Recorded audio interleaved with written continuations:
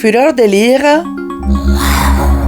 25-28 novembre 2021.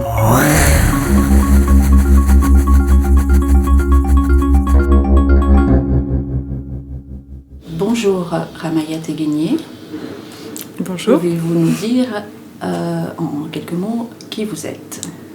Alors, je suis artiste et organisatrice culturelle, pour dire que je fais plein de choses. C'est la formule que j'ai trouvée. Et en l'occurrence, je m'occupe de la librairie La Dispersion, et, qui est une librairie d'art et de pensée critique à côté du MAMCO à Genève. Et j'ai aussi lancé une campagne en 2017 pour la rémunération des artistes visuels et aussi de meilleures conditions de travail. Et voilà. Et où sommes-nous aujourd'hui ? Du coup, on a la librairie La Dispersion.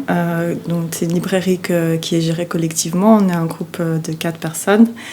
Et il y a beaucoup de livres d'art, mais il n'y a pas que ça. Il y a aussi des livres de pensée critique, de féminisme, théorie politique, pédagogie. Et on a aussi un rayon livres pour enfants, aussi lié un peu des livres pour enfants féministes, décoloniales et tout ça. Donc, voilà.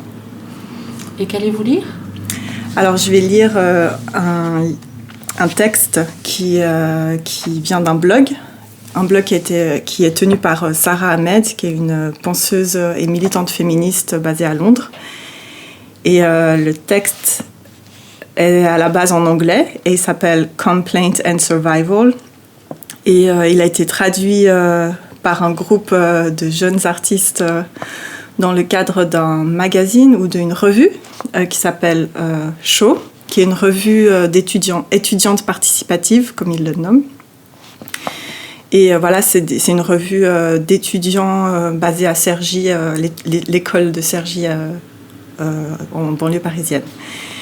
Et voilà, du coup, ils ont traduit ce texte, donc ça me permet de pouvoir le lire en français, parce que très peu de textes de Sarah Ahmed sont traduits, enfin même aucun livre, et du coup, c'est vraiment un manquement, et du coup, je pense que c'est pour ça qu'ils ont voulu faire cet effort de traduire collectivement ce texte et de le publier dans leur revue. Peut-être nous dire juste un mot de Sarah Ahmed ? En fait, Sarah Ahmed, en tout cas pour moi, c'est pour ça que je voulais lire ce texte. C'est vraiment une base théorique vraiment, vraiment importante. Du coup, elle parle beaucoup de plaintes. Enfin, elle est en train de travailler sur tout un... Elle écrit un livre sur les plaintes. Et moi, en tant que artiste et en tant que peut-être militante, on peut utiliser ce mot, dans le cadre de la rémunération des artistes, j'ai dû beaucoup me confronter aux institutions pour pouvoir être payée, pour de meilleures conditions de travail. Et du coup, ça résonne beaucoup avec toutes mes expériences que j'ai pu avoir ces dernières années par rapport à cette campagne. Voilà. On vous écoute. Voilà.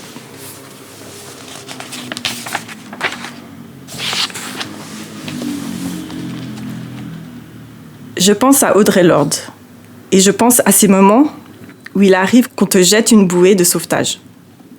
Une bouée de sauvetage, ça peut être une corde fragile, usée par la rudesse des intempéries. Mais c'est assez, juste assez pour s'en sortir et permettre de survivre à l'expérience traumatisante. Les mots peuvent nous tirer de là.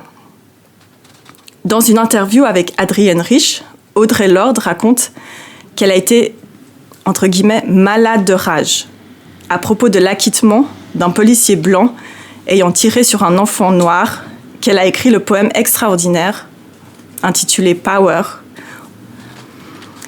Dans ses propres mots, Lorde disait, début de citation, « Je roulais en voiture quand j'ai entendu la nouvelle à la radio, l'acquittement du policier. J'étais vraiment malade de rage. Je me suis arrêtée pour simplement noter quelques mots dans mon carnet pour me retenir de provoquer un accident en traversant la ville. Parce que je me sentais tellement malade et enragée. Et j'ai écrit ces lignes. J'étais juste en train d'écrire et le poème m'est venu, brut. » Fin de citation. Elle a arrêté sa voiture pour laisser sortir ses émotions. Elle a arrêté sa voiture et un poème est sorti. Elle a arrêté sa voiture parce qu'elle savait que ce qu'elle ressentait sortirait d'une manière ou d'une autre, en accident ou en poème.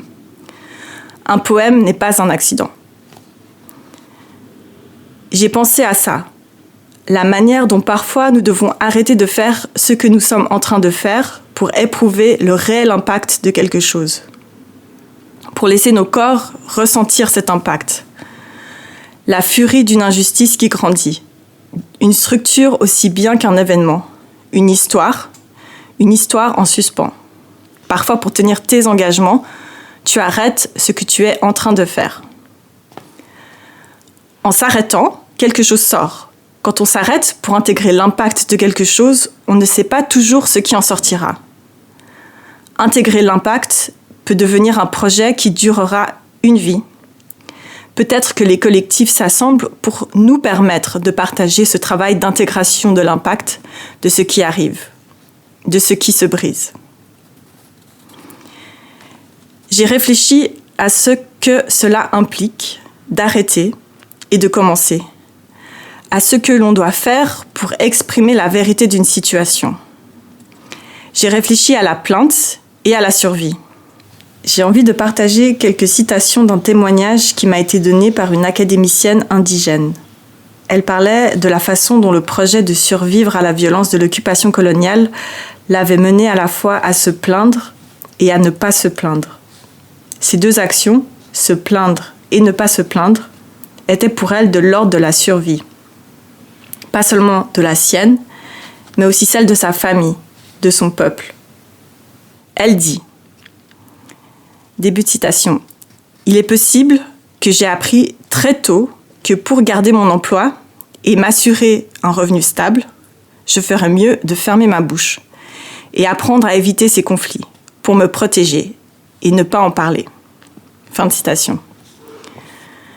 Pour beaucoup, survivre aux institutions requiert d'essayer d'éviter ces conflits. Tu essayes de les éviter en ne parlant pas d'eux. Briser le silence, parler haut, parler fort, peut faire de toi une cible. Pas étonnant que certains refusent de refuser d'être silencieuses. Si ta famille, ton peuple ont été des cibles, il est possible que tu aies envie de te faire discrète, d'être silencieuse, de ne pas te plaindre ou faire quoi que ce soit qui serait reçu comme une plainte. Faire ce que tu peux pour survivre. Faire ce que tu peux pour survivre à certaines histoires, requiert parfois de ne pas s'en plaindre ou au moins de ne pas exprimer de plainte dans les lieux habituels, en remplissant un formulaire ou en partageant publiquement ce que tu penses ou ressens d'une certaine situation. La survie peut être un autre moyen d'exprimer une plainte, de refuser d'acquiescer ou de se soumettre aux demandes d'une situation. L'idée ici est que certaines actions qui semblent correspondre à ne pas se plaindre peuvent être des plaintes obliques, des plaintes qui ne sont pas tout à fait exprimées ou complètement exprimées, des plaintes qui sont sous la surface, des plaintes cachées, des plaintes enfouies, des plaintes queer. On pourrait en arriver à exprimer nos plaintes de façon moins habituelle à cause de ce qui arrive quand on se plaint de façon habituelle. En effet, elle a essayé de déposer une plainte formelle, une réclamation, après que sa demande de titularisation ait été sabotée par une manageuse blanche. Début de citation. J'ai dû lui envoyer un email dont l'objet était noté en lettres capitales et terminé par un point d'exclamation. Mon dernier mail au bout de 7 mois. Ceci est une réclamation, ceci est une réclamation. Et son obligation, d'après le processus réglementaire de l'université, l'engageait à donner suite à ma plainte. Elle ne l'a pas fait. Elle n'a pas donné suite à ma plainte. Fin de citation. Une plainte n'a pas de suite parce que celles qui reçoivent la plainte ne lui donnent pas de suite. Cet objet de mail, en lettres capitales, a beaucoup à nous apprendre sur comment les plaintes ne sont pas entendues. Tu dois crier parce que tu n'es pas entendu. Si tu dois crier parce que tu n'es pas entendu, tu es entendu comme étant en train de crier. Quand les plaintes sont entendues comme des cris, les plaintes ne sont pas entendues. Les murs peuvent être construits par le silence. Les murs peuvent être des conséquences. La façon qu'ont les plaintes de ne pas être entendues réduisent les probabilités des futures plaintes à être entendues. Alors tu deviens usé, abattu par la difficulté à faire passer ta plainte. Pour survivre aux institutions, on a besoin de les transformer. Mais on a encore et toujours besoin de survivre aux institutions qu'on est en train d'essayer de transformer. Quand on te dit « tu n'es pas censé être là », que cet endroit n'est pas pour toi, pas pour les gens comme toi, cette université, cette nation, ce quartier, être là peut être une plainte. Être peut être une plainte. Être comme une plainte. Si ne pas te plaindre te donne une meilleure chance d'exister, ne pas se plaindre peut te donner une meilleure chance pour te plaindre. Ça peut être une affaire difficile, la manière dont on survit à certaines structures. On apprend à partager des stratégies de survie. On est nos stratégies de survie. Aussi, il existe une limite à ce que l'on peut prendre sur soi, de même qu'il existe une limite à ce que l'on peut prendre en soi. Et on ne peut pas tout prendre sur nous. On ne peut pas tout prendre en nous. Fureur de lire 2021.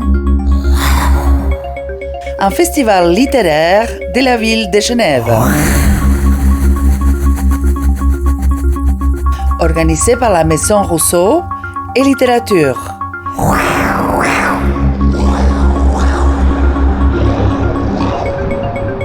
« 25-28 novembre 2021.